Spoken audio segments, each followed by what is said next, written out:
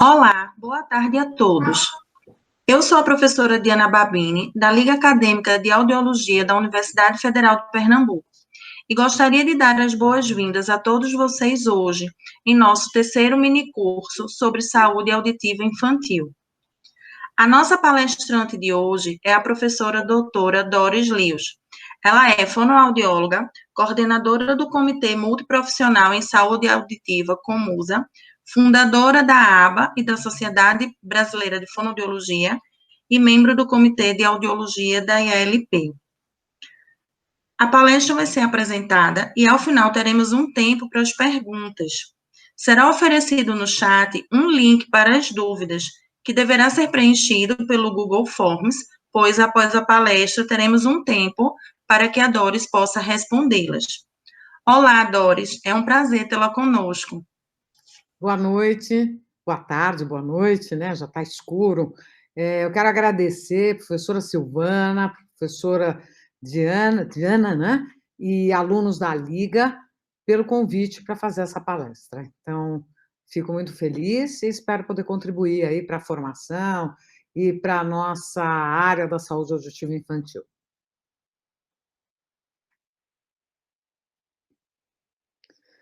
Se eu puder começar, vocês me avisem e eu já dou início.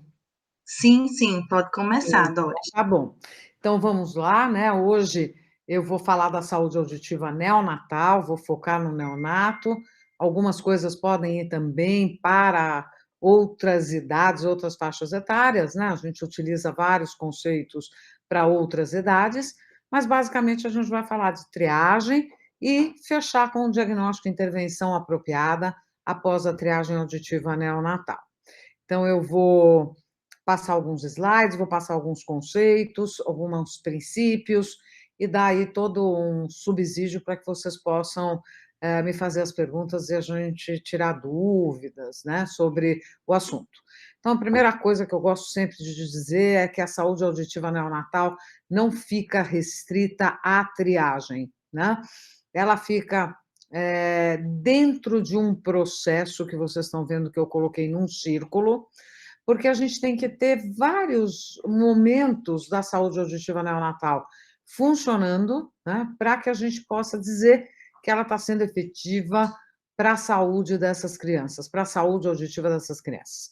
Então, uma coisa que sempre a gente fala, né, é que a promoção à saúde são ações que são para toda a população, né, e que a saúde auditiva neonatal está incluída nessa promoção à saúde. A promoção à saúde significa aspectos que envolvem o bem-estar, o acesso à saúde, o acesso à educação, o acesso à renda, o acesso à habitação, saneamento básico. Então, todos esses aspectos que não dependem da área da saúde e da fonoaudiologia, mas dependem de todo um governo, de todas as áreas que envolvem o ser humano aqui nesse país ou em qualquer outro país, para que a saúde da população melhore, para que ela tenha uma promoção, para que ela fique cada vez melhor.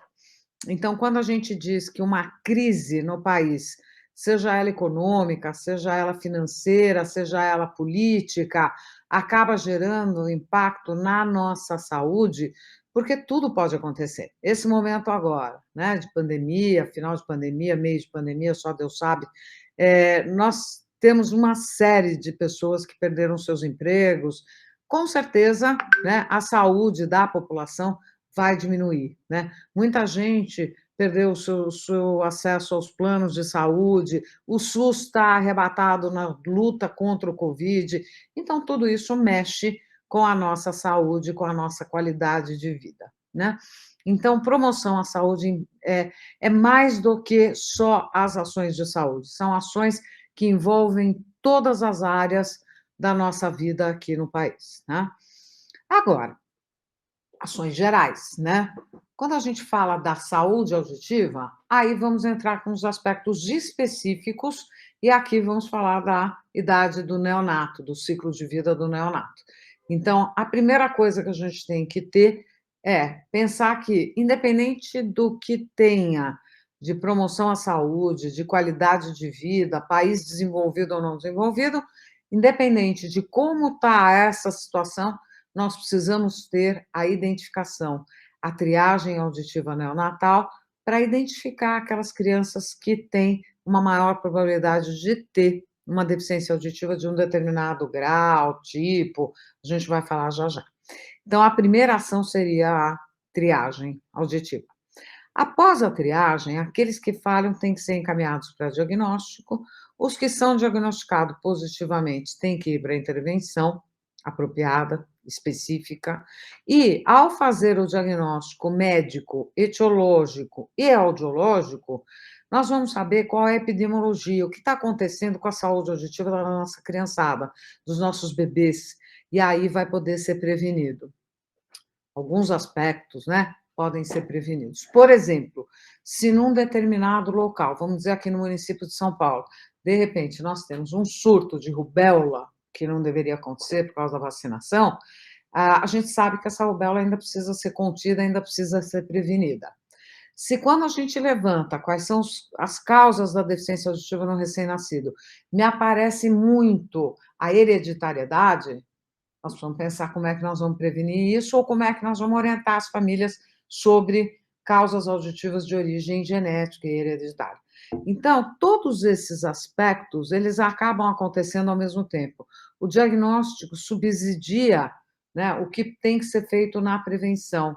A identificação, ela é feita a partir de protocolos específicos, né? E quando o diagnóstico é preciso, a gente vai ter uma intervenção que depois vai afetar a qualidade de vida e a condição de vida, na verdade, da população aí infantil, tá certo? Então, a gente tem 3 etapas. Nessas 3 etapas, a gente vai ter a triagem auditiva antes da alta hospitalar. Ela é composta de teste e reteste, né, e, se necessário, um retorno, né. Aqui poderia ter uma terceira etapa, que é o retorno. Com teste e reteste, eu estou querendo dizer, o teste antes da alta hospitalar, se a criança falhar na triagem, um novo teste antes da alta hospitalar, com horas de diferença, e, se ela continuar falhando, a gente gosta de ter o retorno em 15 dias para depois só aí encaminhar para diagnóstico aqueles que falham nesse retorno após 15 dias, tá? Isso eu estou falando no ambiente hospitalar. Diversos locais no país e fora do país optam por um ambiente ambulatorial e não um ambiente hospitalar. E o bebê não é triado na maternidade, mas ele pode ser triado num posto de saúde, numa unidade de saúde, após a alta hospitalar, após 7 a 15 dias. Então, não se faz a triagem, às vezes, na maternidade, por conta de não se ter o profissional ou o equipamento adequado naquele local. Talvez porque o número de nascimentos seja pequeno, porque o recurso não alcançou aquele local. Então, o ideal é a triagem auditiva antes da alta hospitalar, né? A triagem auditiva no ambiente ambulatorial faz com que a gente perca muitas crianças. Eu conheço os trabalhos que vocês já fizeram aí, professora Silvana Gris, tem trabalhos feitos na maternidade, onde o convite era feito. A gente sabe que existe uma evasão nessa condição do ambulatorial, por conta, às vezes, da distância, das condições que as pessoas têm de chegar nos locais para fazer essa intervenção depois da alta hospitalar na maternidade, tá? Então, aqui a gente tem que ter em seguida, né, na falha, no encaminhamento para diagnóstico, o diagnóstico da parte médica, que vai fazer toda a investigação de etiologia, verificar as condições da criança para fazer o exame, e, em seguida, o diagnóstico audiológico, tá? Aqui sempre vocês vão achar nessa aula, eu coloquei várias citações do relatório divulgado no dia 3 de março pela Organização Mundial de Saúde. Foi um dia inteiro de comemorações, eu participei, achei fantástico, o relatório está disponível na internet, né? E, novamente, aqui ressaltando, né, a triagem auditiva, né, segundo o relatório, tem que estar acompanhada de um follow-up e intervenção apropriada. Não adianta nada a gente fazer toda a parte de identificação e triagem e depois não ter para onde encaminhar para diagnóstico.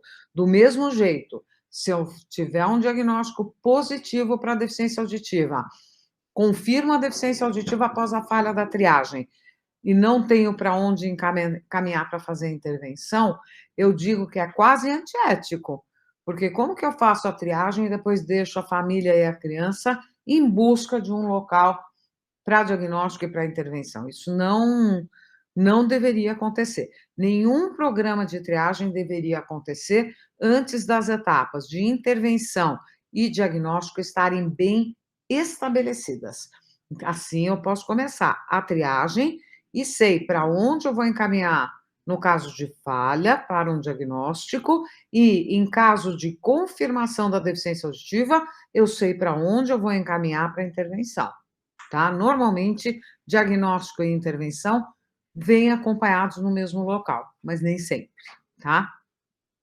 Então, quando não for, tem que ter aqui o encaminhamento para intervenção também, tá?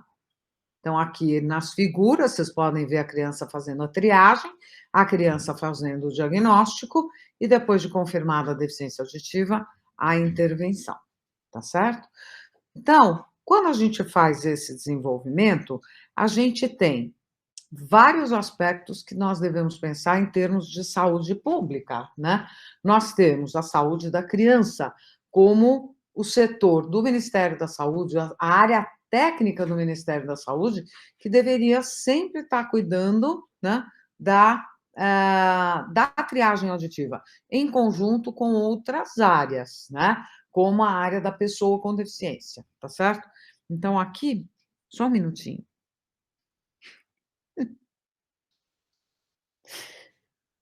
Pronto.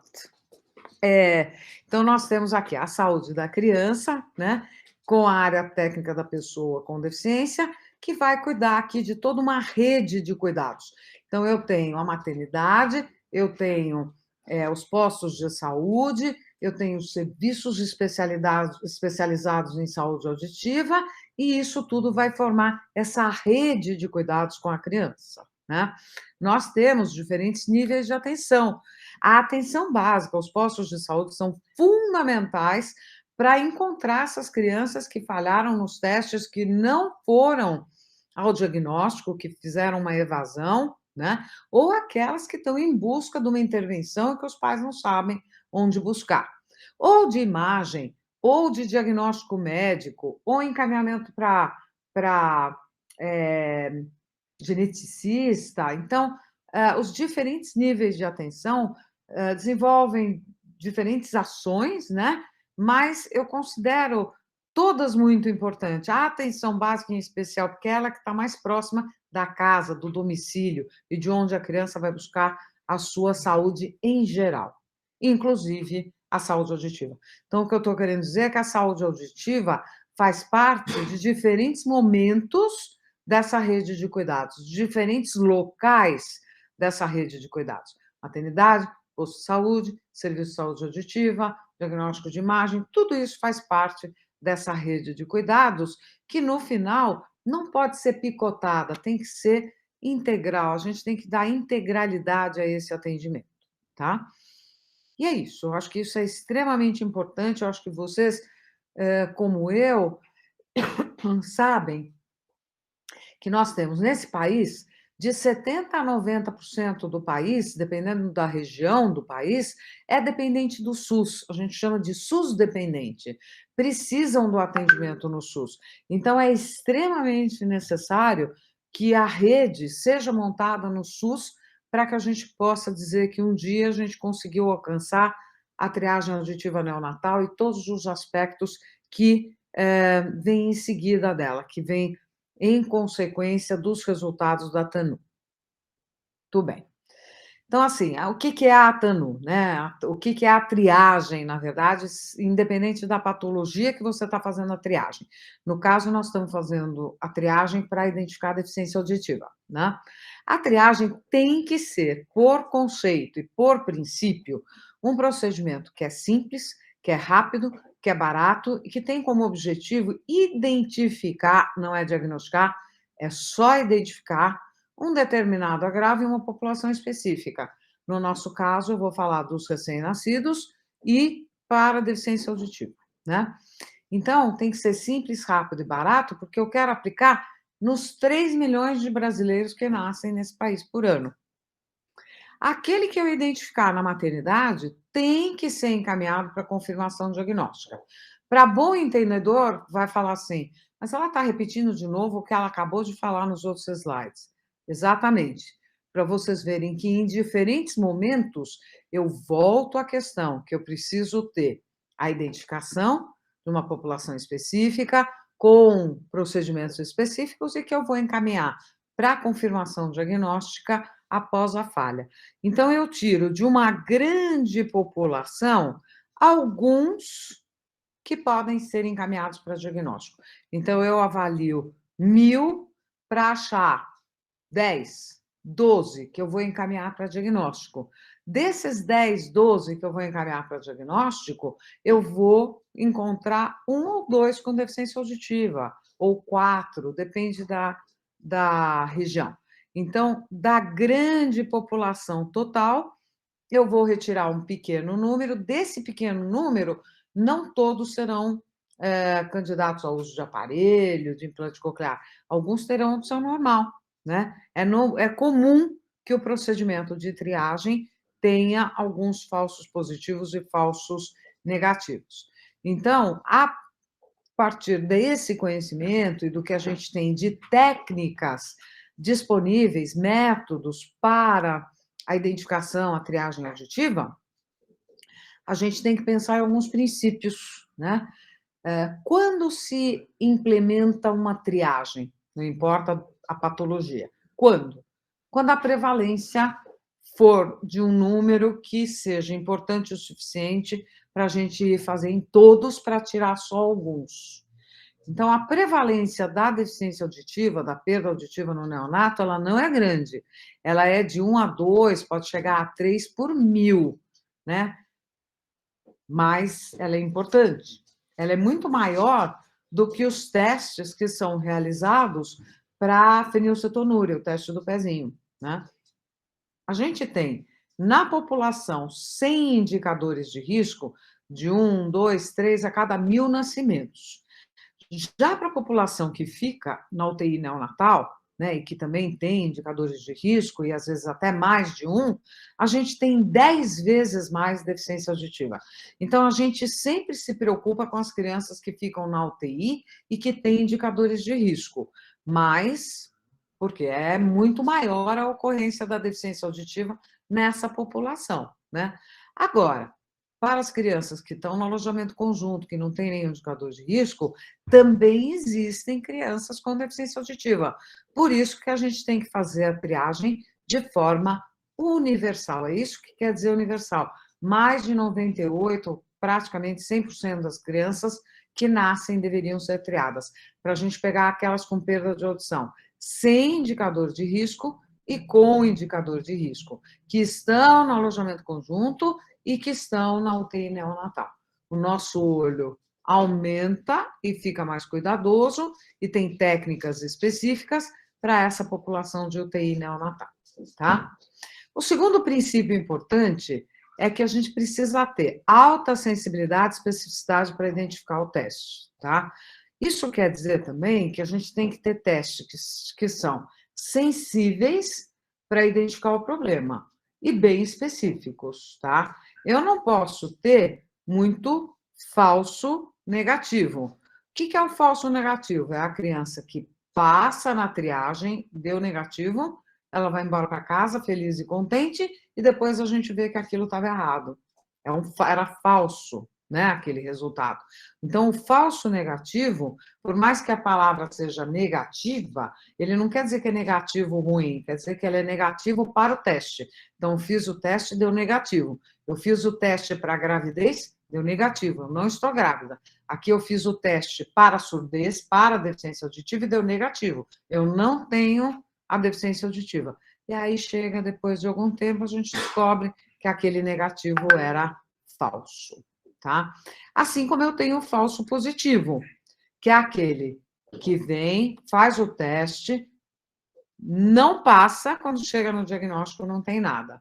Quando isso acontece, também é um problema, porque faz com que a gente use muito recurso do sistema para um diagnóstico que depois não é de verdade, tá? Além da angústia dos pais, né? De ter uma suspeita de deficiência auditiva que não é verdadeira. E aí a gente tem os verdadeiros positivos, aqueles que foram testados, deu positivo, vão para o diagnóstico e realmente têm a deficiência auditiva. E o verdadeiro negativo, que é aquele que eu faço o teste, não deu nada, ele passou na triagem e ele realmente não tem a deficiência auditiva. Então, esses conceitos são importantes para depois, quando a gente for aplicar os métodos e os procedimentos, a gente avaliar se a gente está com muito falso positivo, falso negativo, ou se a gente está com um bom índice de verdadeiro positivo e verdadeiro negativo. Muito bem. Então, aqui é sensibilidade e especificidade, né? A gente tem como conceito a sensibilidade identificando as crianças com a deficiência auditiva e a especificidade identificando aqueles que não têm nada, aqueles que passam no teste e não têm nenhum problema auditivo. Então, tem as fórmulas, né, para a gente identificar os verdadeiros positivos e os verdadeiros negativos, os verdadeiros que têm a deficiência auditiva e os verdadeiros que não têm a deficiência auditiva. A gente tem que ter o menor número de falsos, seja ele positivo ou negativo, tá? Então, a sensibilidade é um índice importante para a realização da triagem e a especificidade ela é importante para a confirmação da deficiência auditiva no diagnóstico, tá? O que eu quero da sensibilidade é que o melhor número, menos possível de desculpa, o melhor é o tudo negativo. E a especificidade é mandar para o diagnóstico e realmente dar positivo aquilo que eu testei. Tá claro? Outro princípio importante, que é, de novo, a repetição, eu tenho que ter disponibilidade de encaminhamento para diagnóstico e tratamento. Então, eu tenho que ter esses pequenos que fazem a triagem, lá, numa certa idade, já estar, né, com os seus aparelhinhos e fazendo a intervenção, tá? Fizeram a triagem, nós somos referência, por exemplo, para alguns locais, e a gente tem aí as crianças chegando para fazer diagnóstico e intervenção, né? Aqui é o nosso Centro de Audição na Criança, da PUC, que tanto fazemos a triagem em algumas maternidades para a Prefeitura Municipal de São Paulo, como fazemos também o diagnóstico, colocação de aparelho e intervenção, tá? Um outro aspecto importante é a aceitação da comunidade científica e da população. É importante a gente perguntar para o pai, fez o teste da orelhinha? E a mãe fala, fiz sim, a fono foi no quarto, fez o teste e deu tudo certo, entendeu? Me dá um pouco de angústia quando eu pergunto para um pai, para a mãe, fez o teste da orelhinha? Eles falam assim, fez tudo, deu tudo certo, fez o pezinho, fez tudo, deu tudo certo, mas ela não consegue dizer. Se você perguntar o que é o teste da orelhinha, ela não sabe do que se trata, tá? Tudo isso, né, tem um custo, né? A gente tem custo do equipamento, dos profissionais, do diagnóstico, né? E aí, dos aparelhos, da terapia, tudo isso tem um custo, né? E esse custo tem que se prestar a depois a gente medir a efetividade e dizer, valeu a pena, né? O custo foi esse, mas todas as crianças que têm perda de audição estão já na sua intervenção e poderão seguir as vidinhas na escola, no trabalho, na vida, tá? Então, tudo que a gente faz na triagem, com diagnóstico preciso e encaminhamento para intervenção, é para ter uma efetividade depois na qualidade de vida dessas crianças que a gente atende, né? O objetivo da triagem é identificar perdas auditivas bilaterais, permanentes, e que a Organização Mundial de Saúde considera incapacitante. Incapacitante significa que precisa de uma intervenção com aparelho, terapia, para poder dar sequência, né? E aí, esse número é entre 35 e 40 dB na melhor orelha, tá? Então, isso é considerado, a partir de 35 para 40 dB, uma perda auditiva incapacitante. Os recém-nascidos ou lactentes até 3 meses de idade têm que tentar encerrar o diagnóstico para iniciar uma intervenção apropriada, Entre 3 e 6 meses de idade é o momento de iniciar uma intervenção que vai fazer toda a diferença para o desenvolvimento de linguagem, tá? E aqui no final, né, a gente quer dizer que a partir dessa idade aqui de 3 meses, né, se eu fizer a triagem na maternidade, no máximo em 3 meses, tem que estar nos centros especializados para fazer colocação de aparelho auditivo e início de terapia fonoaudiológica. As justificativas, né? O resultado, o prognóstico é o melhor quando a gente intervém cedo, né? Para quê? Para desenvolvimento de linguagem, fala e todo o desenvolvimento social, tá certo?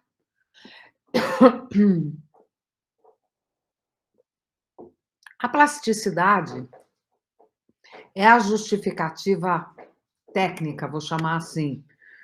A gente sabe que quanto antes a gente intervir, toda a área afetada pela falta da audição vai poder se modificar, ter uma nova reorganização, vai ter uma reorganização que vai fazer com que, a partir da estimulação, essa criança consiga se desenvolver. Então, a plasticidade e os períodos críticos de desenvolvimento são a grande justificativa para a gente ir fazer a triagem auditiva na maternidade, acabar o diagnóstico no máximo aos 3 meses e intervir imediatamente, tá? Então, assim, em termos de economia, né, existem vários trabalhos que dizem da redução de custos quando você faz a intervenção precoce. Tem artigo, pesquisa que fala que se você intervir cedo, você vai gastar muito menos dinheiro com intervenção, né? E o que se gasta, né, por criança, por exemplo, a Alemanha diz que a economia seria de 4.500 euros por ano para cada criança surda que é diagnosticada precocemente, tá? Nas Filipinas, né, desde 2009, né, e as Filipinas não é o país mais desenvolvido do mundo, né? A triagem auditiva tem reduzido os custos a longo prazo, tá? De toda a intervenção que é dada. Eu vou falar aqui, fora do slide, que é assim: quando o país sofre financeiramente, além das crianças que sofrem um atraso no desenvolvimento, né, e toda uma qualidade de vida, quando a gente vê que o país tem que arcar com as despesas quando o diagnóstico é feito tardiamente e que esse custo é alto, aí tem uma intervenção. Aí tem o interesse na intervenção. Se o país não arca com os custos mais altos, porque a intervenção não foi feita, né? A triagem, o diagnóstico e a terapia, ele também não vai ligar, porque tanto faz, tá? Nós, Brasil, que somos saúde pública, 70% a 90% da população, nós temos que pensar não só na qualidade de vida dessas crianças, mas quanto que o país sofre financeiramente por ter que ter essa intervenção, tá certo? Pensem, se a gente tem prevenção e menos deficiência auditiva ocorre nas crianças, menos o nosso governo vai ter que pagar de aparelho e implante coclear. Quanto mais cedo as crianças vão para a intervenção, menos vai se gastar com intervenções futuras, tá? É isso que a gente quer dizer com custo. E desde 1998, 1999, que diversos trabalhos foram publicados falando das evidências da importância do diagnóstico precoce. Então, antes da triagem, aqui, nós tínhamos, né, em um dos estudos, que as crianças eram diagnosticadas, ao contrário, na verdade, que nesse estudo aqui da Christy Yoshinagi e Tano, depois da triagem auditiva, a gente tinha mais de 84% das crianças que tinham sido diagnosticadas e iniciaram a intervenção antes dos 6 meses de idade. E ela, como uma fonoaudióloga que trabalha muito com a área da linguagem da reabilitação, ela demonstrou esses resultados melhores, estatisticamente significantes, na linguagem expressiva, no repertório fonêmico, na utilização de um maior número de consoantes, na melhor inteligibilidade de fala e no vocabulário mais extenso. Vejam, a triagem auditiva foi feita e se iniciou com maior impacto nos Estados Unidos em 1993. Esse trabalho é de 2001. Isso quer dizer que depois de vários anos, a Christie Yoshinagitani e outros colaboradores trouxeram as crianças que fizeram a triagem auditiva e fizeram a avaliação de linguagem para ver se havia uma efetividade no desenvolvimento de linguagem, tá? E mostrou-se que sim, né? Aqui na Áustria, em 2005, que se mostrou como mudou significativamente a idade que se fez o diagnóstico. Antes era feito com por volta mais de 3 anos de idade, né? E depois da triagem auditiva, o diagnóstico passou a ser feito antes dos 4 meses de idade, em quase 70% da população de bebês, tá? Esse trabalho que saiu aqui em 2020 foi um trabalho conjunto desses autores aqui, o Carl White, a Shelley Chadna, o Harold Euler e a Catherine Newman, de vários países, né? Foi um levantamento internacional e a gente fica triste de ver que o Brasil está colocado como um país que faz entre 1 a 9% de triagem. Ou seja, num estudo de 2014, por um motivo equivocado, porque esse não era o número real, porque eu até participei desse estudo, foi divulgado que só menos de 10% das crianças faziam triagem. Na verdade, em consulta com o Ministério da Saúde, a gente viu que não era bem isso, não. No Brasil, tem cerca de 24%, né, de triagem auditiva sendo realizada. Mas, por falta de um gerenciamento de dados, a gente não sabe de fato, né, e a gente não tinha dado para dizer sobre a prevalência da surdez no Brasil. É de 1 para 1.000, 2 para 1.000, 3 para 1.000, 20 para 1.000, 40 para 1.000. Então, você pega aqui os Estados Unidos, que está verdinho, eles estão de 1 a 2 por 1.000. Então, a gente acaba falando que a deficiência auditiva ocorre de 1 a 2 crianças para cada 1.000 nascimentos, porque a gente usa dado dos Estados Unidos, né? Mas se a gente pegar, por exemplo, África, vai ser de 3 a 4 por 1.000, né? Chile, né? Aqui, 3 a 4 por 1.000. Então, a gente tem aí, dependendo do país, uma prevalência diferente. Os países em cinza, o nosso, inclusive, não tem o dado de qual é a prevalência da surdez no Brasil, tá? A gente sabe que em 2014, segundo o Ministério da Saúde, nós tínhamos cerca de 24% das crianças sendo triadas. Mesmo com a lei que foi promulgada em 2010, com a obrigatoriedade do teste da orelhinha em todos os recém-nascidos. 4 anos depois, a gente não tinha um dado melhor do que 24% do Ministério da Saúde, tá? Então, de novo, né, o nosso relatório aqui da Organização Mundial de Saúde, né? E esse é um dado importante. A Organização Mundial de Saúde diz que a maioria das perdas auditivas são leves.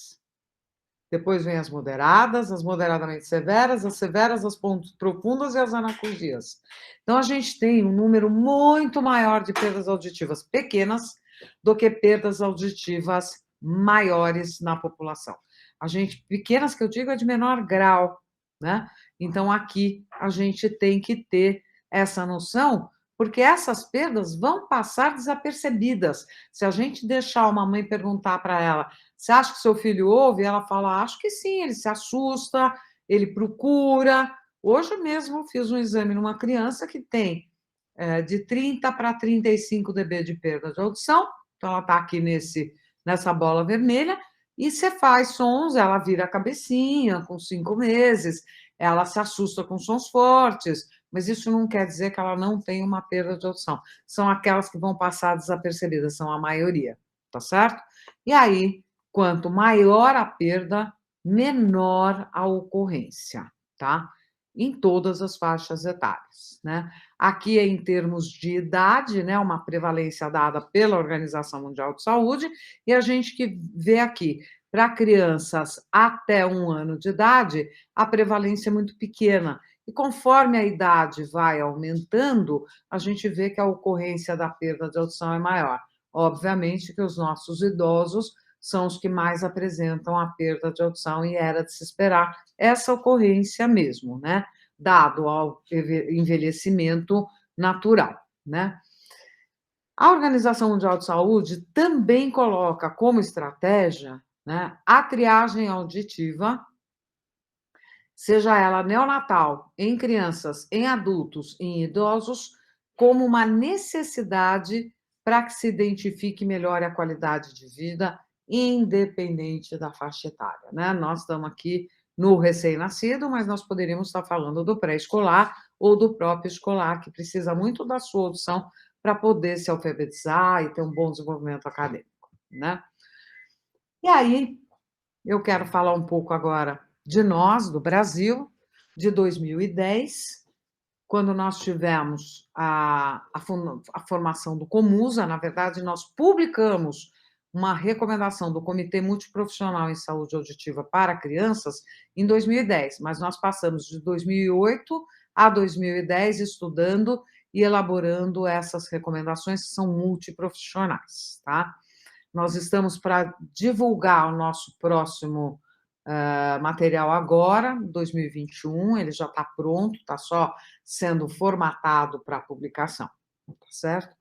Então, ele está na Revista Brasileira de Otorrinolaringologia, mas se você colocar como usa no Google, ele vai aparecer, então lá as recomendações de 2010. Desculpa, tem alguém latindo aqui em casa, só um minutinho. Tudo bem. E aqui, em 2012, nós temos uma outra ação muito importante, que a partir do Comusa e de várias reuniões com o Ministério da Saúde, nós tivemos a publicação do próprio Ministério com as diretrizes de atenção para a triagem auditiva neonatal, e que também tem um impacto muito importante na realização da triagem auditiva no país, tá? Vamos falar agora um pouquinho dos indicadores de risco para a deficiência auditiva, tá?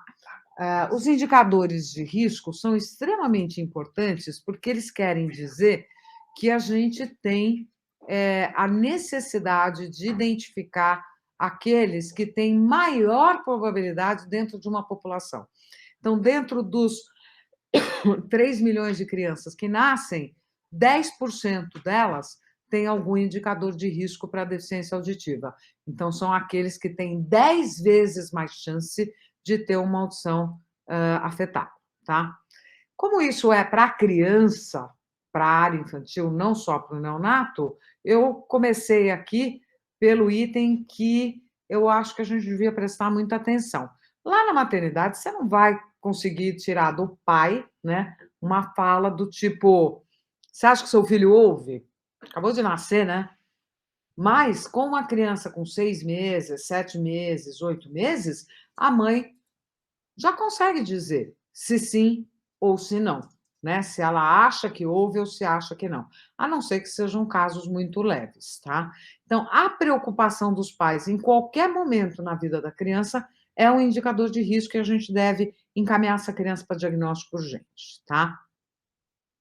Um outro indicador de risco bastante importante são casos de surdez permanente na família, com início desde a infância, ou seja, pessoas que na família tiveram deficiência auditiva desde pequenininhos, mesmo que não seja no nascimento, mas que tinham perda auditiva com uso de aparelho e tal. Se houverem casos de consanguinidade, às vezes os especialistas em genética consideram como hereditariedade, mesmo não tendo sido identificado um gene. Quem fica na UTI neonatal por mais de 5 dias é um grande candidato a ter perda de audição. Ou, se as crianças tiveram, independentemente do número de dias na UTI, se elas fizeram uso de ventilação extracorpórea, também chamado de ECMO, né? Ventilação assistida, exposição a drogas ototóxicas com antibióticos, aminoglicosídeos e ou diuréticos de alça, hiperbilirrubinemia, anóxia perinatal grave, Apgar abaixo entre 0 e 4 no primeiro minuto ou de 0 a 6 no quinto minuto. Peso inferior a 1.500 gramas e nascimento pré-termo, crianças muito pequenas para a idade gestacional, tá? Hoje, no Comus, a gente tem tirado aqui o PIG, porque, na verdade, essa conceituação e definição é um pouco mais complicada para a gente colocar numa recomendação. Mas tudo isso que está aqui, enquanto permanência de UTI neonatal, é de bastante risco para a deficiência auditiva. A gente tem também as infecções congênitas, como um grande vilão e que podem levar à deficiência auditiva. A toxoplasmose, a rubéola, citomegalovírus, herpes, sífilis e hoje a gente tem incluído o Zika. O Covid, nós vamos começar a saber em breve, tá? Então, a gente chama de TORCH, né? As infecções congênitas, que podem levar à deficiência auditiva e são consideradas como indicadores de risco. O citomegalovírus está em vermelho, porque ele é realmente bastante perigoso e está ocorrendo de uma forma muito grande, tá? O Zika, pela sua condição epidemiológica, também tem sido bastante preocupante. Outro indicador de risco são as anomalias, desculpem, crâniofaciais. Então, qualquer malformação que envolva a orelha e osso temporal. Síndromes genéticas. Qualquer síndrome que uma das características seja a deficiência auditiva, como síndrome de Down, Waardenburg, Alport-Prendel, entre outras, né? A gente considera como risco.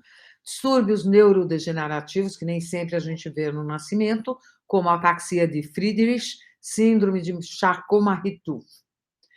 As infecções bacterianas, que normalmente são pós-natais, o próprio citomegalovírus, a herpes, o sarampo, varicela e meningite. Vocês já ouviram muito falar da meningite e do sarampo como as mais importantes.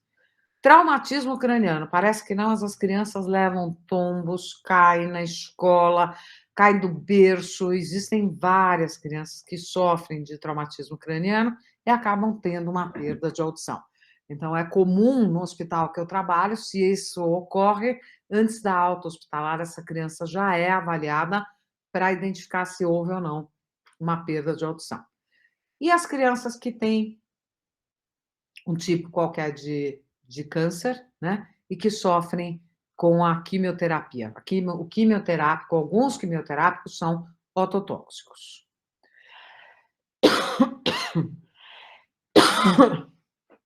Bom, o Comusa, nas suas novas recomendações, tem algumas metas, né? Então, nós continuamos entre 2010 e 2021 com as metas de identificar as perdas auditivas piores de 30 a 35 dB. Nesse momento, no nascimento. Porque, de verdade, na saúde auditiva da criança, quando ela chega na idade pré-escolar, eu já quero ter feito uma audiometria para ver se ela escuta em 15, que é a audição normal para criança. Para a idade do recém-nascido, que fica aqui, no braço da mãe, que fica no colo, escutando a voz aqui bem perto do ouvido, a gente com 30, 25, 30 dB, a gente consegue, né, que ela tenha a escuta da fala da mãe e que se desenvolva, tá? Mas 35 dB não é audição normal de criança. A audição normal de criança é 15, né? Eu não tenho técnica, método disponível para identificar perdas de audição piores que 15 dB em crianças recém-nascidas, tá? Então, nós continuamos com a meta de identificação de perda auditiva perto de 30, 35 dB, que é a mesma da Organização Mundial de Saúde. A gente tem como uma meta importante do Comusa, da ABA, do IALP, né, da Sociedade Brasileira de Fono, de todas as outras sociedades científicas, dos profissionais que cuidam da criança, do pediatra, da pediatria, da otorrinolaringologia, um aumento da cobertura nacional da TANU. A nossa meta é, por enquanto, no Brasil, que a gente tenha a triagem realizada no máximo no primeiro mês de vida, o diagnóstico no máximo no terceiro e a intervenção no máximo no sexto mês de vida.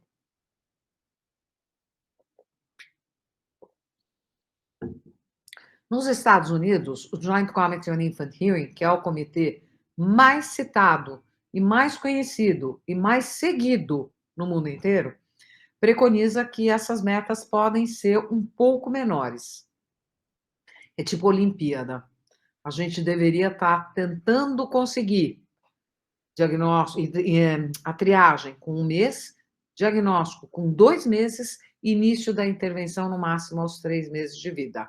Mas isso quando você já conseguiu a meta anterior de 136.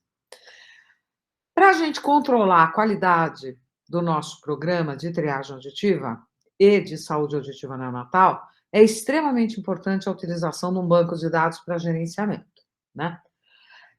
A gente precisa fazer uma busca ativa e organizada para diminuir as crianças que desaparecem do processo de diagnóstico e intervenção, que a gente chama loss to follow-up. A gente ainda não deu um nome em português. A gente chama de evasão. Crianças que evadem no meio do diagnóstico ou da intervenção e a gente desaparece, não consegue dar continuidade no tratamento. Essas são aquelas que a gente mais precisa, né? A gente tria 3 milhões para pegar essas, e aí elas desaparecem. O diagnóstico e a intervenção tem que ser imediata, entendeu? Não importa qual é a data, qual é o mês que ela ocorra, tem que ser imediato, tá? E a gente tem aí que implementar boas práticas, né, para poder melhorar a qualidade do nosso programa de saúde auditiva neonatal, tá? Então, agora eu vou falar um pouco do protocolo que nós vamos divulgar pelo Comusa, tá? Eu represento o Comusa pela Academia Brasileira de Audiologia, tá? Então, o que a gente quer para as crianças como técnica de triagem, tá? A gente quer, em primeiro lugar, que ele faça uma diferença importante. No Comusa de 2010, a gente tinha uma lógica que era criança com indicador de risco e criança sem indicador de risco. E a gente tinha 2 métodos de trabalho, na criança com indicador e sem indicador. Hoje, nós vamos divulgar uma outra lógica. A lógica da criança que fica no alojamento conjunto quando nasce ou a criança que fica na UTI neonatal. São 2 possibilidades e nós vamos atuar de formas diferentes com essas 2 crianças diferentes. Então, a primeira, né, que é o alojamento conjunto, que é 90% da população, ela tem que fazer a emissão autoacústica. Eu vou passar o slide inteiro, que eu acho que eu prefiro para ter a lógica. Então, o que eu tenho, né? Eu tenho na criança que eu deveria fazer uma triagem antes da alta hospitalar, antes dela ir embora com 48 horas de vida. Então, ela nasce e, por causa do Vernix que fica no ouvido, a gente tenta fazer a primeira triagem após as primeiras 24 horas, tá? O problema são as maternidades que dão alta em 24 horas e tem várias no país. E aí você vai fazer a triagem, às vezes, com muito líquido no ouvido e vai ter muita falha, tá? Aqui eu posso fazer a triagem e ela passar. Se ela não passar, eu posso fazer uma outra triagem 10 horas depois, mais próximo da alta. Se eu fiz aqui perto de 24 horas e ela não passou, eu posso fazer uma segunda triagem após, né, as 24 horas de vida, tá? Entre 24 e 48 horas, uma segunda triagem. Eu não devo ficar fazendo inúmeras triagens aqui, tá? Se ela passa, ela vai ser analisada se tem ou não algum daqueles indicadores de risco, hereditariedade, sífilis, enfim. Se ela tiver algum indicador de risco, ela vai para o monitoramento aos 6 meses de idade. Se ela não tiver, está dispensada, tá? Aqui a gente tem uma terceira possibilidade. Vamos dizer que a criança passou na emissão. Não passou, aliás, na emissão. E ela faz uma segunda emissão, ela também não passou. Eu tenho a possibilidade de fazer um BERA automático, um PEAT automático, para ver se ela passa. Se ela passar, ela vai de novo para essa análise, fazer a análise do indicador de risco. Se ela tiver indicador, eu vou para monitoramento, senão vai embora. O que é essa terceira ou segunda etapa? Na verdade, isso aqui, emissão 1, emissão 2, é considerado a primeira etapa. PEAT automático é considerado uma segunda etapa, tá? O que tem? Por que a gente faz isso na maternidade? As 5 maternidades que eu coordeno, a gente faz isso. Por quê? Porque aí a gente já tem, se ela tiver um passa no BERA automático, aí ela pode ir embora para casa e eu fico mais sossegada. Se não, eu tenho que fazer ela retornar em 15 dias para um novo teste, e muitas desaparecem. Com esse protocolo, eu diminuo o número de retornos para reteste depois de 15 dias de vida, tá? Se a criança falha em todas essas etapas, diagnóstico imediato. Vamos falar agora da criança que fica na UTI, na UTI neonatal.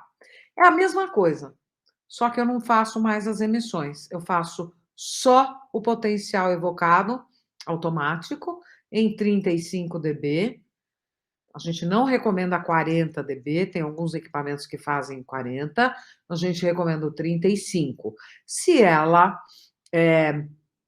passar e com os indicadores de risco que normalmente tem na UTI, ela vai monitorar os 6 meses. Se ela não tiver indicadores, que é mais difícil, ela é dispensada. Por exemplo, essa semana a gente estava com uma criança nos cuidados intensivos, que é muito próximo de UTI. Por quê? Porque a mãe abandonou a criança. Não porque ela tinha um daqueles indicadores de risco. Então, o que nós fizemos com ela? Nós fizemos emissão autoacústica, tá? Agora, se eu tenho uma criança que nasceu com 600 gramas, ficou 3 meses na UTI, enfim, tem uma série de indicadores de risco, necessariamente eu tenho que fazer o potencial evocado por conta de uma maior probabilidade de uma doença que a gente chama de neuropatia auditiva, tá certo? E aqui a gente tem, pela Inglaterra, quais são os índices de passa e falha nas diferentes situações, tá? Então, se eu tiver a primeira emissão autoacústica feita no hospital, eu tenho 10% de falha antes da alta hospitalar. Se eu fizer uma segunda emissão autoacústica nessas crianças que falham, eu vou cair para 2%. Se eu fizer o potencial evocado automático, isso cai para 1%. Vejam, se eu tenho esse número, 10% falham e vão para diagnóstico direto, eu vou mandar um número enorme de crianças para diagnóstico. Então, aqui, a gente utiliza a segunda emissão antes da alta hospitalar e depois o potencial evocado auditivo automático antes da alta hospitalar. E se eu faço fora do ambiente hospitalar, eu tenho o menor número de falhas, porque o Vernix já foi absorvido, tá certo? E aí eu faço um segundo teste depois de algum tempo, eu tenho 2% só de falha. E, de novo, se eu fizer o potencial evocado automático antes do diagnóstico, eu encaminho só 1% de crianças. Então, vejam que você ter mais de uma etapa acaba diminuindo o número de crianças que você encaminha para diagnóstico. Como a gente não tem um número infinito de vagas para diagnóstico, em especial em crianças, é importante que a gente utilize mais de uma etapa, tá? Crianças de UTI tem muita falha em triagem e tem muita falha, inclusive, no potencial evocado. E são as que têm maior probabilidade de ter uma perda. Cuidados com a TANU que a gente deve ter. Quando a gente põe eletrodo para fazer o potencial evocado, a gente tem que limpar muito bem a pele da criança, colocar muito bem os eletrodos para medir essa impedância do eletrodo, tá? Uma impedância errada dá falha na triagem. Então, isso é boa prática. Você saber como limpar a pele da criança, saber como colocar o eletrodo, saber qual é o tamanho da oliva, o posicionamento da sonda, controlar ruído interno e externo e não lembrar que nunca a gente pode ficar fazendo mais do que 2 testes. Isso são boas práticas, que eu estou chamando de cuidados na TANU, mas são boas práticas, tá? Aqui, os retornos, né? Eu já falei com vocês sobre os retornos, né? Que a gente poderia diminuir o número de falhas se a gente conseguir fazer esses retornos. Nem sempre a gente consegue. E quando a gente marca um retorno e a criança não volta, a gente tem que ficar atrás dela, tem que mandar o agente comunitário para que possa buscar na casa dela essa criança e trazer para que a gente reteste e encaminhe para o diagnóstico. Lembrando, todas que falham são aquelas que a gente quer, com certeza, que cheguem no diagnóstico e façam a intervenção. Banco de dados, um sistema informatizado ajuda muito isso, tá? Por um tempo, nós fizemos a triagem comportamental. Hoje, a gente não utiliza mais nas maternidades, tá? Implementar um monitoramento para crianças de maior risco é uma boa prática. Não ter evasões no processo é uma boa prática. Não perder documentos. Essa semana a gente não perdeu documento, a gente perdeu uma criança que a mãe tinha Covid, que estava num alojamento separado, foi embora sem a gente fazer, porque a gente não achou a documentação da mãe. Ela não estava disponível. E aí a gente acabou não triando a criança, porque a gente perdeu uma documentação. E no Brasil a gente não tem essa documentação para poder dizer quantos por cento a gente testa, quantos tem de perda de audição, tá? Os indicadores de qualidade estão voltados para o processo de triagem auditiva e as outras etapas. Lembra? Eram 3 etapas: triagem, diagnóstico e intervenção. Então, como eu meço a qualidade do meu programa? Eu tenho que alcançar essas metas, tá? Eu tenho que ter, eu gostaria de ter sempre 100%, né? A gente tem, às vezes, 98%, 95% de crianças triadas na maternidade. E outras, às vezes, a gente não consegue no primeiro mês de vida. Principalmente aquelas que ficaram muito tempo na UTI neonatal, aí você passa do tempo de 1 mês de vida para fazer a triagem. Mas o ideal é que, no mínimo, 95% dos bebês que nascem sejam triados antes da alta hospitalar, tá? Eu não posso ter mais do que 4% de falha. Então, o slide que mostra aqui a porcentagem que eu espero de falhas, né, me diz que 4% já é bastante, a não ser para falha unilateral.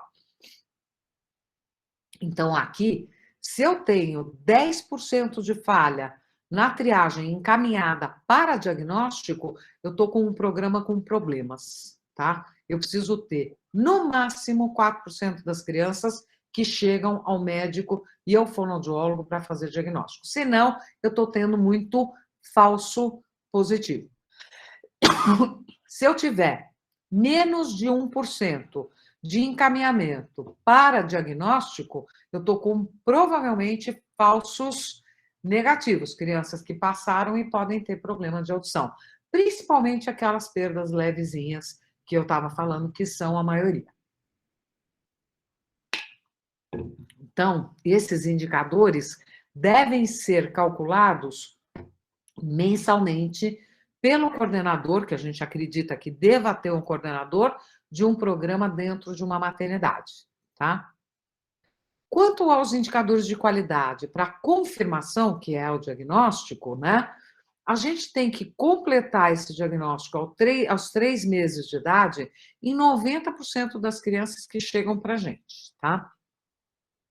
Quando eu tiver a confirmação da perda auditiva, né, principalmente a bilateral, e que as crianças optarem, né, porque é uma opção da família fazer uso do aparelho, ir para terapia, linguagem oral, tem que ter a liberdade de falar, não quero, eu quero que ela fique com língua de sinais, não quero que ela use o aparelho. É raro, mas acontece, tá? Mas quando a gente tiver essa confirmação de que os pais, né, ao descobrirem a deficiência auditiva, ao terem o resultado da deficiência auditiva no seu filho, e optarem por dispositivo, que eles têm que ser indicados e adaptados até um mês após a confirmação da perda. Então, e no máximo no 6º mês de vida, tá? Em 95% das crianças que chegam. De novo, a nossa criança de UTI, com indicador de risco, às vezes ela é hospitalizada de novo, ela tem que acompanhar a visão, a audição, o rim, tem que fazer tráqueo, tem que fazer cirurgia. Ela tem tanta intercorrência que às vezes a gente demora mais do que um mês ou 2 para fazer essa seleção de aparelho após a confirmação da perda. Mas esses indicadores são importantíssimos que a gente novamente acompanhe durante o processo de diagnóstico. No processo de intervenção, né, quando as famílias optam, né, a gente tem que começar a fazer essa intervenção no máximo até os 6 meses de idade, com até 90% das crianças que falharam na TANU e confirmaram a deficiência auditiva. As crianças com perdas auditivas adquiridas, meningite, ou de início tardio, qualquer uma das síndromes pode ser, com a mesma hereditariedade, né? A intervenção deve ocorrer até 45 dias após a confirmação da perda auditiva, né? E, de novo, em 95% dessas crianças, tá? As crianças que iniciaram o processo de intervenção têm que ter a primeira avaliação de linguagem com 1 ano de vida, com protocolos padronizados. Tem muito protocolo padronizado, eu não sei falar deles, mas tem o IT+, o MUS, tem vários protocolos para avaliar como está o desenvolvimento de linguagem verbal e não verbal e cognitivo dessas crianças, para ver se a efetividade está ocorrendo. Muito bem. Agora vamos falar uns minutinhos das crianças que passaram na triagem auditiva, têm indicador de risco e precisam monitorar, mas elas passaram na triagem. Mas elas podem ter uma perda de início tardio, elas têm mais probabilidade disso, portanto, elas devem monitorar. O Joint Committee on Infant Hearing, que é aquele comitê americano que soltou a sua última publicação em 2019, fala em diferentes faixas etárias. Aqui no Brasil, em discussão entre os diferentes profissionais do Comusa, que é otorrino, pediatra e fono das sociedades científicas, né, nós decidimos deixar todos os monitoramentos para 6 meses de idade, por conta da puericultura, do momento da criança retornar à unidade de saúde e fazer vacinação. E aí ser encaminhada para esse monitoramento, tá?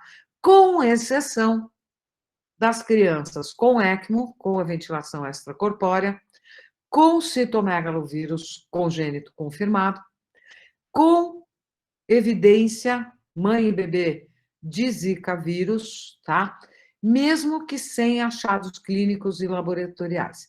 Então, citomegalo, Zika, ECMO, o monitoramento é 3 meses após a ocorrência do citomegalo, do nascimento, né? Ou de quando ocorreu, né, a infecção, tá? Qual método nós propomos para as crianças fazerem o monitoramento, tá? Audiometria de reforço visual e o potencial evocado automático, se necessário, tá? Então, nós estamos, com exceção das crianças abaixo de 3 meses de idade, aí sim é só o potencial evocado e não o VRA, porque essa técnica só pode ser iniciada com as crianças após o 6º mês de vida, tá? Crianças só respondem com maior confiança para a audiometria de reforço visual a partir dos 6 meses. Pela facilidade no nosso país em fazer mais audiometria do que potencial evocado, nós optamos por escolher essa recomendação.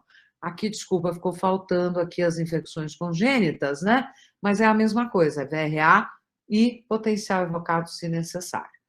E com que frequência a gente vai fazer esse monitoramento? Depende do desenvolvimento da criança, da queixa da mãe, de cada uma dessas patologias, o otorrino e o médico responsável pela criança vão designar se ela deve fazer com mais frequência, como é o caso de citomegalovírus. Citomegalovírus a gente tem que fazer com muito mais frequência a pesquisa, se não está tendo uma deficiência auditiva de início um pouco mais tardio, tá certo? A mesma coisa com as patologias aqui, com as causas perinatais ou tardias, né? A gente não deveria deixar de fazer a investigação o mais rápido possível numa criança pós-meningite. Assim que ela estabilizou a saúde dela na meningite, assim que ela tem a alta hospitalar, às vezes até antes da alta hospitalar, a gente já entra com um exame audiológico para ver se ela não perdeu a audição. Traumatismo craniano, quando se fala em não mais de 3 meses, eu diria que é assim que ela estiver estável também, tá? Olhem que interessante. Suspeita da família com surdez é imediato. Em qualquer momento, a criança deve ser avaliada, tá? Qual é o diagnóstico médico e audiológico, né? Aqui eu vou falar do audiológico, que a gente deve ter se a criança falhar na TANU. Então, quais possibilidades eu tenho? Eu faço a triagem, ela passa. Tem indicador de risco, vai monitorar. Faço a triagem, ela falha, ela volta para o reteste. Aliás, desculpa, faz o reteste antes da alta de novo. Continuou falhando, fez 2 testes na maternidade, falhou, vai retornar em 15 dias. Falhou de novo em 15 dias, ela vem para o diagnóstico, tá? E esse diagnóstico imediato, né, pode ser feito diferente para crianças que estão na UTI neonatal nas seguintes condições. Bebê com meningite neonatal. Se a criança teve meningite na maternidade e falhou na triagem auditiva antes da alta hospitalar, ela não precisa esperar 15 dias e voltar para fazer a triagem. Ela pode ser encaminhada diretamente para o diagnóstico. Criança com atresia, genesia, microtia, né, no conduto, não adianta você ficar fazendo a triagem numa orelha, quer dizer, faz naquela orelha aberta, se é que existe uma orelha aberta, e na orelha fechada ela vai ter que avaliar num centro de diagnóstico, tá? Criança que fica na UTI mais de 3 meses, você nem precisa fazer a triagem, pode encaminhar direto para o diagnóstico, porque ela deve ter tido tanto agravo, ela deve ter tomado totóxico, ela nasceu baixo, tanto indicador de risco que a probabilidade dela ter uma perda de audição é imensa. Então, é melhor encaminhar direto para o diagnóstico. Não vai fazer a triagem com uma criança que ficou 4 meses no UTI, ela falha e você vai mandar ela voltar em 15 dias para testar de novo. Já manda direto para o diagnóstico, sem reteste, sem voltar, tá? Que testes a gente preconiza, né? Esse é uma figura da Ivone Sininger, né, de um texto maravilhoso que ela publicou em 2002, tá? E aqui ela diz quais são os testes que a gente deve aplicar em crianças, né, e nas diferentes faixas etárias, tá? Então, limiares por via aérea e por via óssea, a gente consegue fazer com crianças com potencial evocado, né? Aí eu já não estou falando do automático, estou falando no modo diagnóstico, do nascimento até os 36 meses. Em qualquer faixa etária, eu posso me apropriar do BERA, né, do potencial do PEAT, para fazer o diagnóstico de uma criança. No entanto, a gente sabe que para fazer uma audiometria por via aérea e por via óssea, eu vou conseguir fazer uma condicionada a partir dos 6 meses de idade até os 30 meses, mais ou menos, uma audiometria de reforço visual. A audiometria lúdica condicionada, entre 18, 24 meses e 36 meses de idade, tá certo? Eu associo também a timpanometria e a pesquisa do reflexo.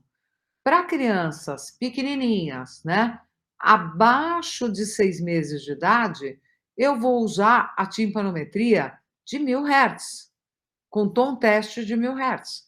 Para crianças a partir de 6 meses de idade, eu posso usar a timpanometria com tom teste de 226 Hz. E eu posso utilizar em qualquer faixa etária, assim como o potencial evocado, as emissões otoacústicas evocadas. Então, aqui o que a gente está querendo dizer é que a gente quer uma bateria de exames e não um exame. Então, se a criança falhou na TANU, com certeza ela vai ter que fazer um BERA, porque o VRA ainda não é a idade dela. Ela pode fazer a timpanometria com sonda de 1000 e ela pode fazer emissão otoacústica. Eu posso até observar o comportamento dela, mas para fazer o diagnóstico de crianças pós-falha na TANU entre o nascimento e os 3 até 6 meses de idade, BERA, emissões otoacústicas, timpanometria de 1000 Hz, tá certo? Esse BERA, a partir da década de 80, 1980, a gente usa o BERA com via aérea, via óssea, frequências específicas para estimar um audiograma ou um estado estável, que também é chamado em inglês de steady state. Né? E com essa avaliação no recém-nascido, com um bebê de 1 mês, 2 meses, eu vou ter uma estimativa de um audiograma, porque se ele tiver um problema de audição, quem vai fazer a seleção de aparelho será capaz de regular o aparelho para 500.000, 2.000, 4.000 Hz, faixas de frequências específicas, porque as nossas crianças podem ter perdas planas, podem ter perdas em U, pode ter perda em U invertido, diferentes configurações descendentes, em rampa, e isso precisa ser sabido para a regulagem do aparelho, tá? Hoje a gente tem, em alguns equipamentos, estímulos sonoros da família Chirp, que é um tipo novo de estímulos, não é novo também é da década de 80, mas comercializado mais recentemente e que tem uma ótima resolução tanto para a frequência específica quanto para o potencial evocado do estado estável, tá?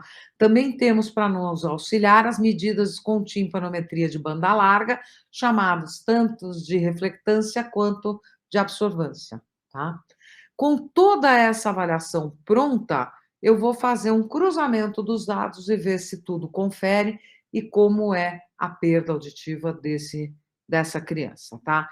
Muito cuidado só com o uso do estímulo clique, que é de banda larga, só unicamente ele para fazer a avaliação diagnóstica audiológica, né, das crianças pós-falha da TANU nesses primeiros meses de vida, por conta das perdas auditivas que podem ser de configuração descendente, ascendente, em U, a gente pode perder o diagnóstico preciso. Então, falando das boas práticas, na saúde auditiva, a gente sabe que a graduação é um leque de tantos aprendizados, né? Mas a gente sabe que a educação continuada é importante em qualquer área. Então, na triagem auditiva, no diagnóstico infantil e na intervenção infantil, isso não é diferente. Como é que eu vou colocar um aparelho numa criança que perdeu a audição e que tem 2 meses de idade, que nasceu surda?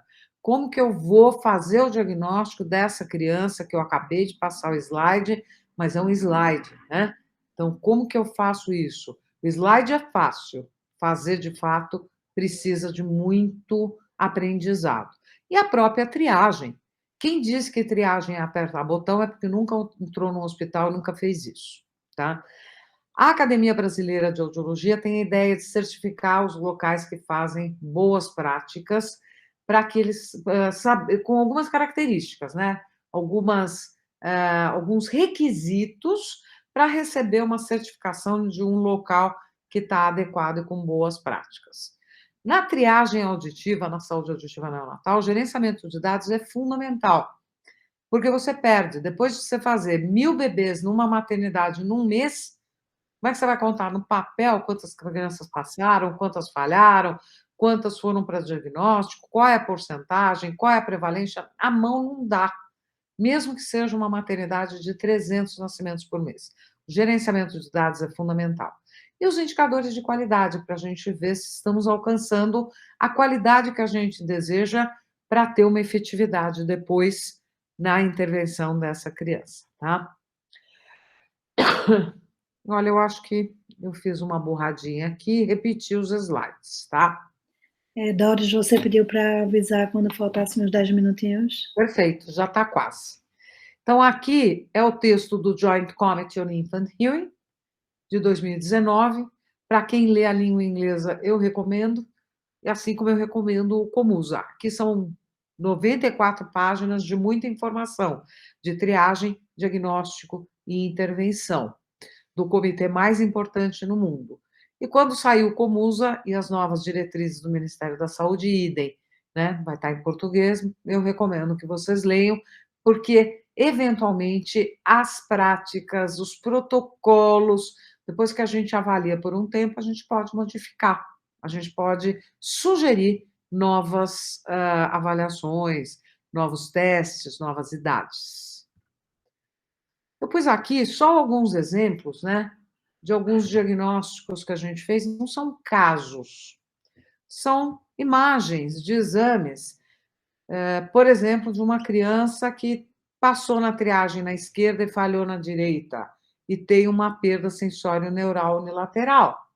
Ela tem que ser identificada, ela tem que ser diagnosticada. A nossa meta é a bilateral, porque a bilateral é a mais difícil depois da criança conseguir o desenvolvimento. Mas, né, a unilateral tem que ser acompanhada. Dependendo do grau da unilateral, talvez ela possa até colocar um aparelho. Aqui é o potencial evocado de estado estável, que também faz uma estimativa de um audiograma.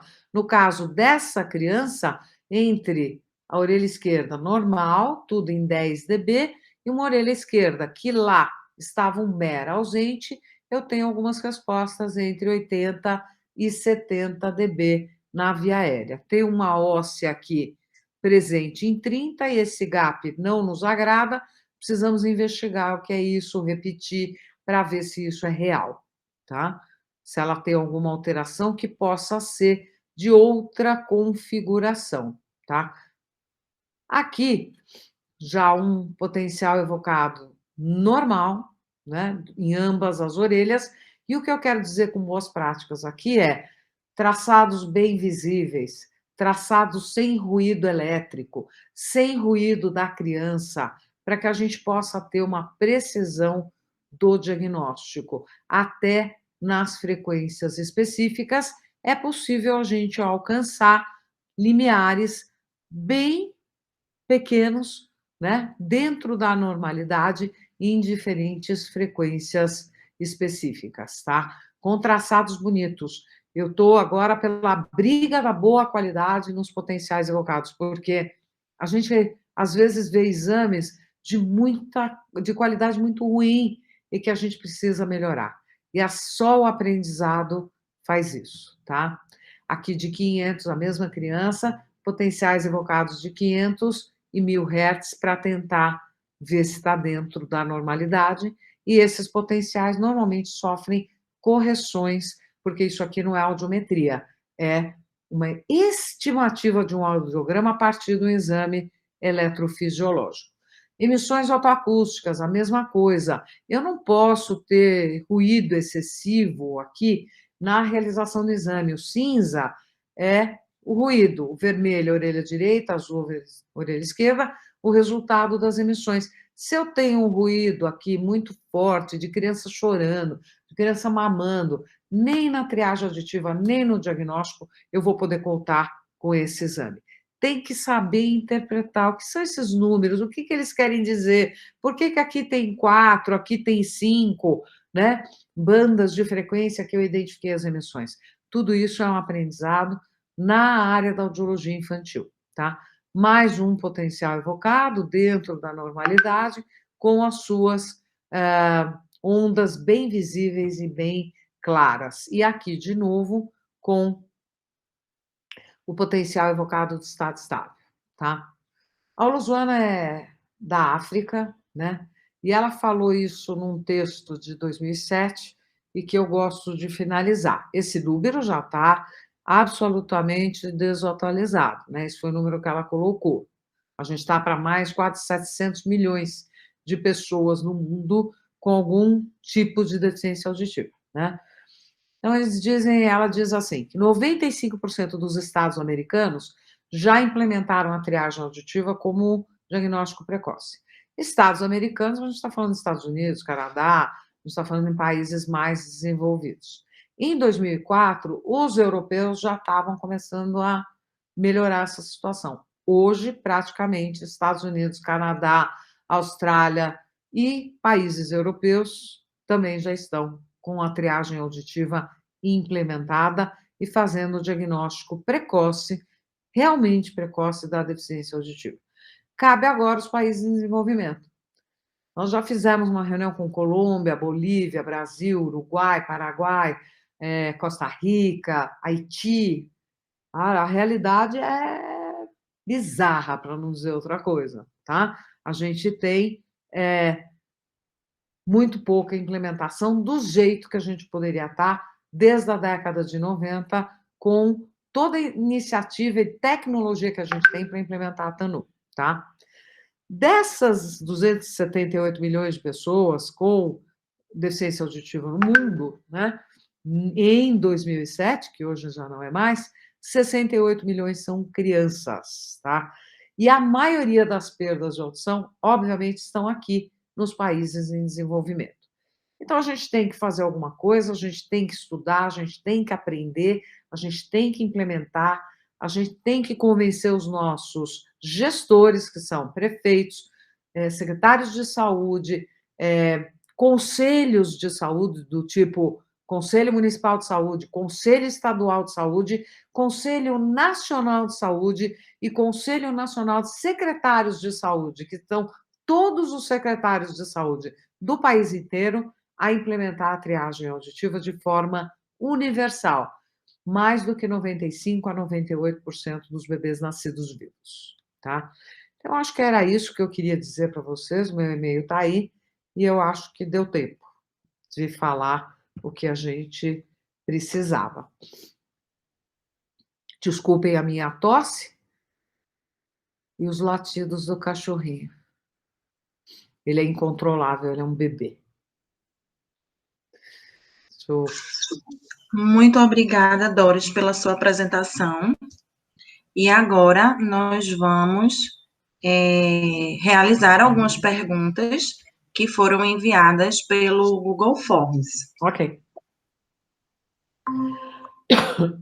A primeira pergunta foi da Silvia Mansano, e ela perguntou o seguinte: bebês de risco vão para o diagnóstico sempre ou apenas quando falha no Bera triagem? Só quando falha no Bera triagem.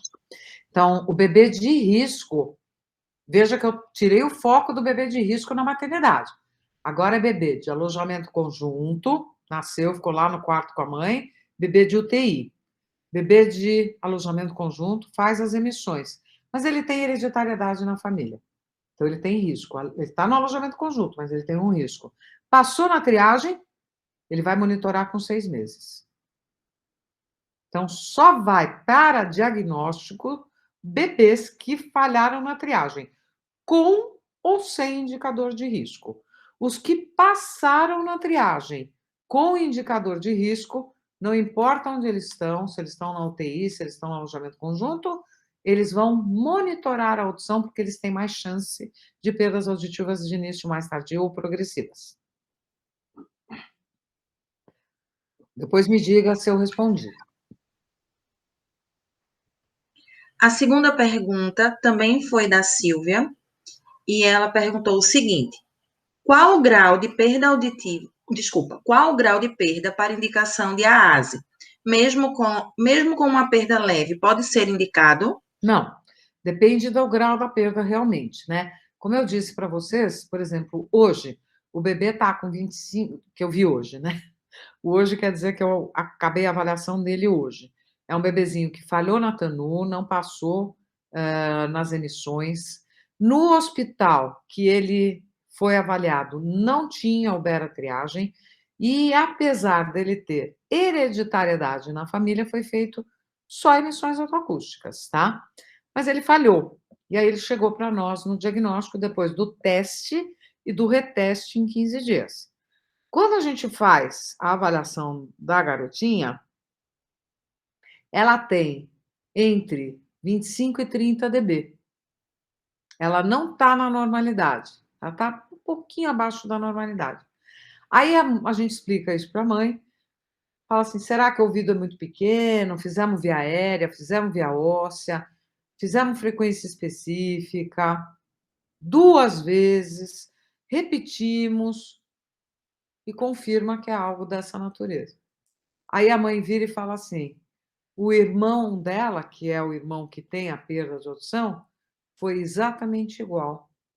Então, o nosso olho está imenso. Ela não vai colocar aparelho agora, porque entre 25 e 30 ela está aqui no colo da mãe, mas a gente vai avaliar ela provavelmente com maior frequência, entendeu? A gente vai continuar observando e ela vai entrar no nosso programa de observação, vai de acompanhamento de desenvolvimento e repetindo o exame para ver se isso não piora. Entre 25 e 30 dB, que eu saiba, minhas colegas não colocam aparelho, tá?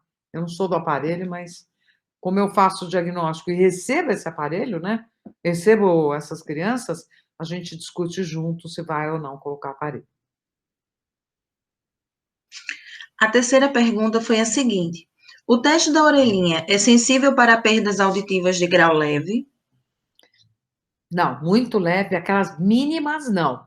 Leve, sim, a partir de 30 a 35 dB. No Joint Committee, eles falam muito que a emissão autoacústica consegue identificar entre 25 e 35 dB, e dependendo da intensidade do beta-triagem, do PATA, né, automático, se você usar mais do que 35 dB, você pode perder perdas de audição de até 40. Então, dependendo da intensidade, você pode perder as perdas leves, né? Mas as mínimas, com certeza, a gente não consegue pegar. As mínimas que eu digo é entre 16 e 25 dB. A gente não consegue pegar. Por isso é importante fazer uma nova triagem auditiva em outra faixa etária para todas as crianças. Pelo menos na entrada da pré-escola. Pelo menos na entrada da pré-escola. A Bruna fez a seguinte pergunta: o que fazer para evitar o falso positivo ou o falso negativo? Bela pergunta. O falso positivo, ele é dado por más práticas ou falta de conhecimento. Vamos chamar de más práticas para contrapor com as boas práticas, mas não saber colocar a oliva direito na orelha da criança, fazer o teste em ambiente ruidoso, tá? Não saber colocar os eletrodos, fazer o teste com a criança numa situação não apropriada, tipo a criança chorando, mamando. Você até pode pôr ela no peito para ela mamar, ela vai dar 3 sugadas e vai dormir, porque o bebê recém-nascido faz isso, ele mama um pouco, depois ele dorme. Naquele momento você faz, entendeu? Se você não utilizar essas estratégias e até fazer muito cedo o teste, antes de 24 horas, você pode ter muita falha que não é verdadeira, ou seja, falso positivo. Então, você precisa das boas práticas para ter um número pequeno de falsos positivos. Os falsos negativos, por exemplo, se você tem um equipamento de beta-triagem e você faz uma avaliação no beta-triagem numa criança com 45 dB de perda, não é que é falso positivo, falso negativo, mas a criança vai passar e ela pode ter uma perda de 40 dB, porque você usou 45. Então, o falso negativo ele é muito difícil de avaliar, e o que eu sugiro a vocês é que a cada equipamento que vocês vão utilizar, vocês conheçam o equipamento, leiam os manuais, peçam para os fabricantes os artigos que foram publicados sobre o resultado da triagem com aqueles equipamentos e as melhores configurações para não ter falso negativo. tá? Tem gente que compra equipamento e acha que porque ele é automático, é só enfiar na orelha da criança e apertar o play. Não é assim que funciona. Cada equipamento tem um jeito de funcionar das diferentes marcas. Todos os equipamentos aqui no Brasil têm Anvisa. Se tem autorização da Anvisa, é porque eles foram testados e confirmados que são bons, né, para serem utilizados. Então, a gente tem que ter, na verdade, uma boa calibração inicial e, uma vez por ano, recalibrar, trocar cabos, prestar toda atenção na manutenção do equipamento e saber utilizá-lo da forma adequada. Pegar os dados dos fornecedores dos equipamentos, dos representantes aqui no Brasil, e olhar os estudos que foram feitos com eles. Acho que isso responde o falso positivo e o falso negativo. Por fim, a Bruna também fez a seguinte pergunta, a última. Em um caso de criança com síndrome de Down, 2 meses de idade, corrigida com PEAT e clique ausente à orelha direita e com desvio em bloco na orelha esquerda, e com PEAT frequência específica ausente na orelha direita, indicando perda moderada na orelha esquerda. Qual o próximo passo na conduta? Meu próximo passo é perguntar: a via óssea foi feita? Porque síndrome de Down é muito frequente ter alteração de orelha média ou orelhas absolutamente pequenas, um conduto que, para colocar um fone de inserção, tem que ser aquele o menor possível. Não vou nem falar que criança com 2 meses de idade e síndrome de Down já pode ter cera no ouvido impactando por conta do tamanho do ouvido, o ouvido muito pequenininho, a cera vem de dentro para fora. Eu morro de medo de fazer BER em criança com síndrome de Down, que o otorrino disse que não precisa limpar, que está tudo em ordem, porque mal dá para enxergar. Então, no caso que ela está falando, tudo parece que tem uma perda, mas eu não tenho certeza se ela é condutiva ou sensório neural. Precisaria da via óssea, nas frequências específicas, porque ela pode ter uma mista, uma condutiva, que a gente vê melhor nos graves, e uma sensório neural nos agudos, uma configuração em rampa. Ela é mais provável, a maioria das perdas da síndrome de Down são condutivas, mas também existe sensório neural. Então, sem óssea, não se faz nada nessa criança. Até pelos graus, viu, que vocês estão falando, dá muito a sensação de ser condutivo.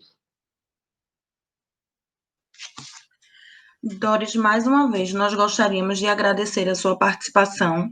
Foi um prazer tê-la conosco. E agora vamos encerrar o nosso terceiro minicurso. Eu que agradeço e parabéns pela iniciativa. Eu gosto muito das ligas. Eu acho que é um trabalho fantástico que vocês fazem aí com os alunos, com os professores da área da audiologia envolvidos.